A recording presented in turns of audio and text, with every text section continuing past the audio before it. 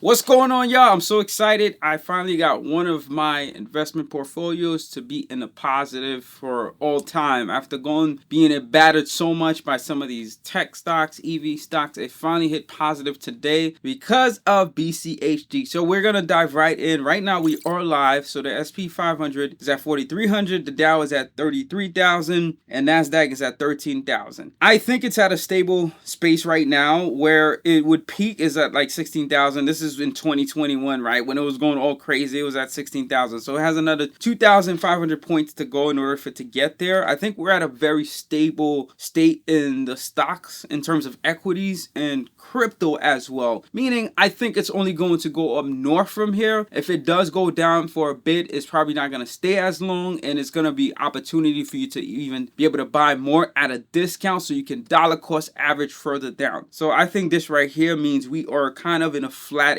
zone, right? The Dow Jones was at 36,000, so it has about another 3,000 points to go. And SP 500, I think it's almost at the same high that it was. It's only 400 points. That's thanks to, those tech stocks, AI stocks that's been rallying up, like Tesla, which I feel is an AI company. I don't feel that it's just a car company. I think all the data that they collect from their cars maneuvering, it actually helps in terms of their machines learning about how the future of driving will be. And they probably will be able to sell some of that data or reuse it for further technologies. So we got our Grayscale. Again, Grayscale just gives you exposure to a lot of the crypto market if you have your 401k that you can buy these individual stocks to, or just your investment portfolio, and you're not able to actually purchase crypto. If you're in a certain state like New York, you can actually purchase these individual stocks right here. Do your due diligence, of course. I'm only here for entertainment purposes and sharing with you my experiences. But thanks to this guy right here, BCHG, I've seen a very surplus inside of that investment account that I was telling you about. In November of last year, it was down probably about 50%, and now I'm up 5% in terms of all time. The rebound, of course, year to date is a lot, but in terms of all time, I'm up 5% in profit. I've only had that account for about a year now. I opened it pretty much last year because I wanted to do penny stock trading, right? Thinking I'm gonna do a lot of penny stocks trading, but I ended up actually doing more long-term trading because I really can't do the day trade thing. It doesn't work for me, at least from my own experience. BCHG is linked to Bitcoin Cash, of course, the equivalent of that crypto. It's up 354% year to date. I dipped my toes in there when it probably hit, and I'll show you where, around right here, around 37 cents, around December of last year. I bought some more, and I kind of went a little ham, and that's why it really pushed that portfolio to go even further higher. All the other ones are at a norm pace right now. I don't know why that one is sticking out a lot more, because with crypto, I don't really find any correlation with anything. It's not like there's a big company that they're partnering with. I think this is much more like speculative. People just want to pour a lot more money into it. It's probably cheaper.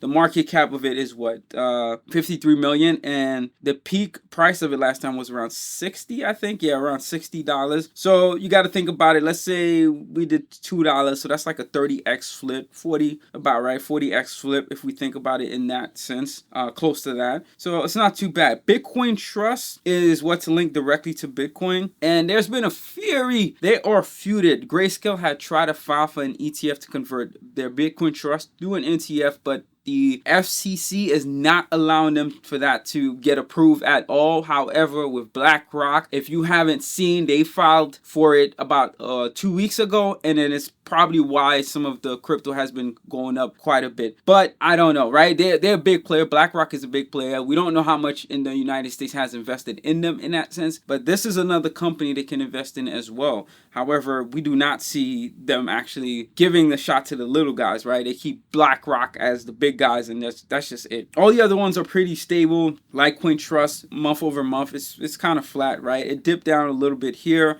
I didn't buy any more than I should have, but I didn't. I actually just put money into my HSA and I maxed it out. Here in the United States right now, your health savings account, you could put up to $3,850 right now for the year 2022. There's no income restrictions on that. It's just another way for you to get a tax deduction. And with your HSA, you can spend it on regular products, right? You could go to the pharmacy and buy things. As long as it's like health related, it's not you buying food and all that stuff. It's all completely allowable. And a lot of the pharmacies, if you try to purchase something that isn't covered by your HSA, it's not going to happen. The transaction won't go through.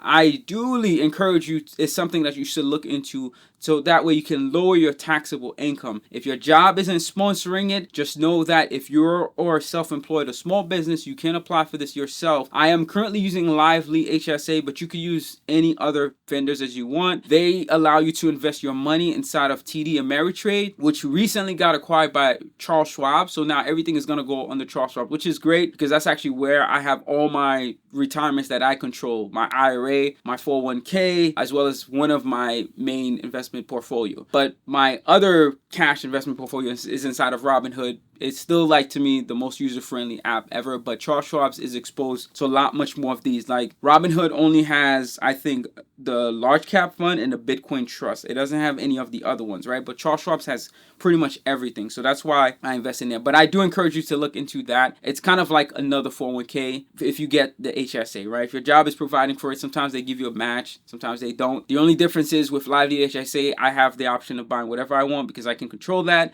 versus with your job providing it, they're probably going to give you like 15 mutual funds or ETFs that you can invest into. It's still a win-win situation. You just got to do your due diligence, see which ETF mutual fund is not doing as great right now but has a bigger upside, as well as if you want to be more conservative, you could mix like 50-50 conservative ETFs and 50% more riskier ones. But if you're all risk like me right now, because we're young, we have plenty of time, God willing, to live, then I'll do more on the risky side, right? So that's how I think and I operate in that sense. Some companies I'm looking to, a friend of mine's put me onto this company, VRAR. Where I think AR is going, augmented reality, right? That's what that is, as well as virtual reality. I think there's a future for it, especially from what Apple has demonstrated. When I look the keynote from their Vision Pro, it's amazing.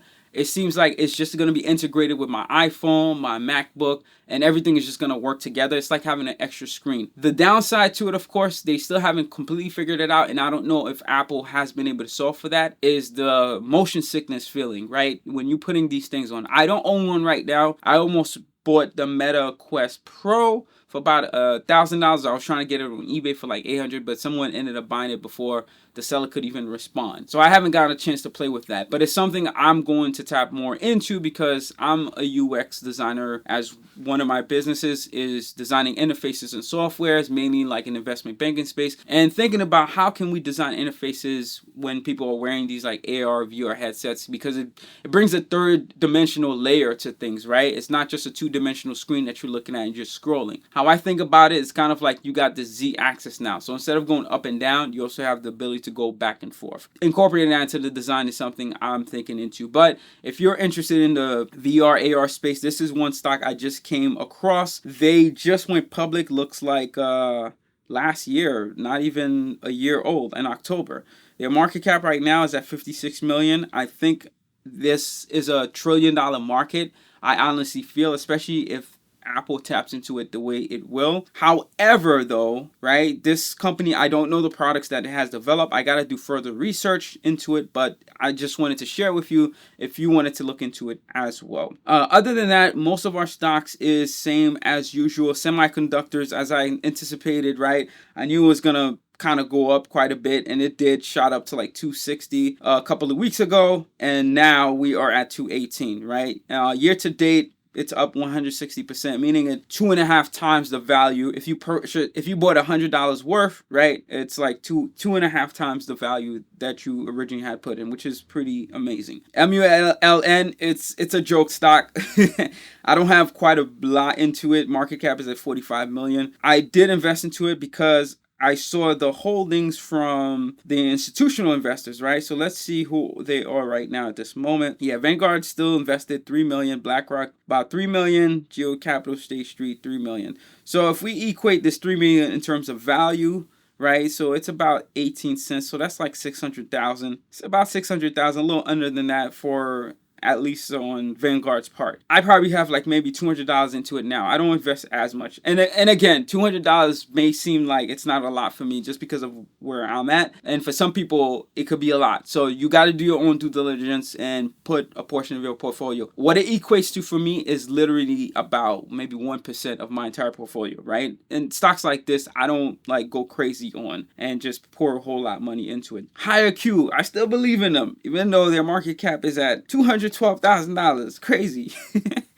Right? Hire Car, I do think that their business model still is sustainable, right? Because people, as long as Uber, Lyft is still around, I still think they have a shot. However, their equities pretty much got wiped out, and I don't know the state of the future for this stock at all. But I still got a couple $100 invested into it, and I think the valuation of it right now might be like, yeah, around that price. If it shoots up, great. I'll probably have tens of $1,000s, but if not, it's all good. It's just the cost of doing business. That's how the stock market works. You win some, you lose some. The most important thing is that you diversify. Lore, another one, I'm just seeing stagnant. Rivian, staying stagnant, right? Everything is pretty flat right now, so I'm not going to dive into each and every single one of them like I usually do.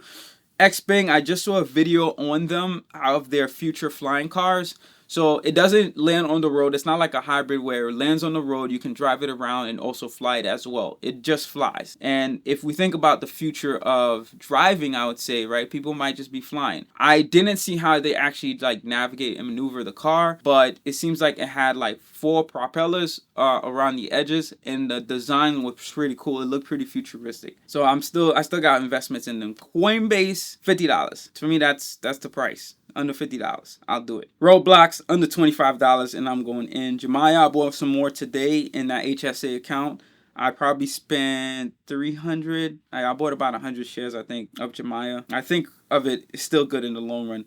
Broadridge is not a stock that I personally purchased. It's a company I did work for at one point, so I still have my original holdings, which I think were worth about $20,000 right now after taxes, because they took out my taxes ahead of time. But the stocks got purchased for me around $60 a share when I had joined the company, and this was around this point right here is when the stock got purchased for me. So I still have a good bit of increase in it and such. Square, under $50 as well. Until it gets down there, I won't touch it.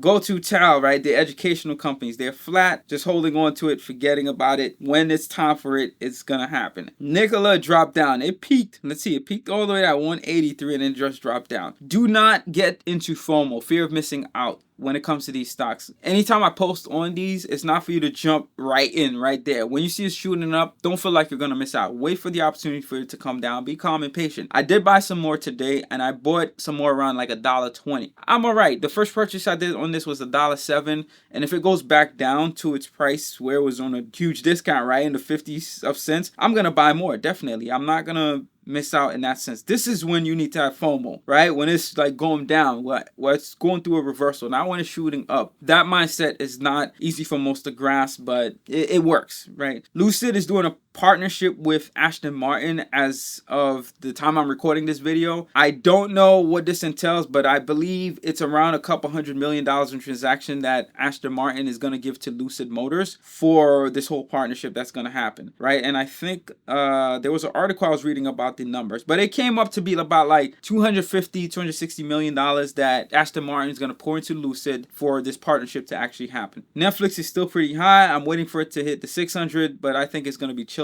at this price. Lab, I'm good with it where it's at right now. I am not really buying anymore because I have a lot of them, and I'm just waiting and riding the wave until we see what happens. So here we are at our crypto. So Binance and Coinbase right now has a feud with the SEC because of some legislation policies. They each have 2 different reasons why they're in some kind of trouble, right? And there's a lawsuit that's been filed against them with the SEC. I don't know what the turnaround is going to be. All I know is within Binance, I cannot directly convert my cash inside of my bank account into Binance to purchase crypto. What I have to do was I did the transactions inside of Coinbase, then I transferred the asset back into Binance so I can stake it. Just the ones I can stake. A lot of the staking percentages inside of Binance are higher than Coinbase, but there were a couple that I did buy. Like Polkadot, I bought more of Near, but all of it is inside. I transferred over to Binance. I was able to purchase Near directly on Coinbase, and then I just transferred them over. Cadena, I couldn't buy, so what I did was I bought, I believe, Ethereum, and then I sent it over, and then I converted back to Cadena. I can't stay Cadena. I don't know the future of it, but we can see here from the time I purchased like near, it was $1.22. Yeah, it was around like this price, right? So it's already up to $1.50 now. I'm not selling. I'm holding on to all of this. You may be like, "Oh, this is a nice gain," but no, it's a long way to go. I need this price point right here. You see this right here? This $20. That's what I need, and then I'll think about selling. But I'm really holding on to all of these, and I'm staking. I think I have 3,000 near now. It's such Shiba Inu. I still have my original, but to me, it's something I'm just like keeping there and holding on to. Polkadot, I think their whole networking Wi-Fi transaction that they had, a friend of mine was putting me onto, is what made me realize I had to invest in it at one point, but I didn't know when. But there was an opportunity for me to do it now because I seen it drop so much. I did. Adam, I bought and I'm staking. I don't have any Yearn Finance yet, but I do plan on buying that because I feel like it comes to be as close as Bitcoin's price, but the market cap is not as high. So the market cap right now is 209 million versus with Bitcoin, right? The market cap of it is 584 billion, much higher. So there's a huge upside I see inside of Yearn Finance if I was to purchase like just one of these. And it's at 6,000 right now. So maybe if it hits like 3,000, I'll think about purchasing it. But I think for now, I'm holding off. I'm just keeping the ones that I purchased. I didn't buy any Matic, any more Doge. Everything is just like still in there and it's still intact. Crypto is pretty flat, even though we've seen some decent news recently because of the whole BlackRock stepping in thing and people just took on the opportunities. Whenever I hear bad news, like when the whole Coinbase and Binance thing was happening, I actually bought more, right? That was 2 weeks ago. That's when I purchased more near Polkadot, Atom, and all these things. You got to have that reverse mindset, right? When you get into these things, do not buy it when you see it's all over the news, plastered with this beautiful news, sunshines and rainbows all over it to praise the stock and it's shooting up like crazy. That is not the time for you to get it. When you see that it's getting bashed, do your due diligence. Do you see upside to it? Do you see opportunity to this in the long run? Then that's when you actually purchase these and then you buy it, sit there and hold it. That is my advice to you and I encourage you to do so. So that's pretty much all the crypto stocks update we have for this month.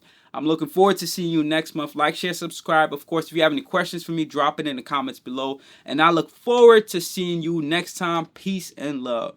Hustle, hustle, hustle, hustle, step.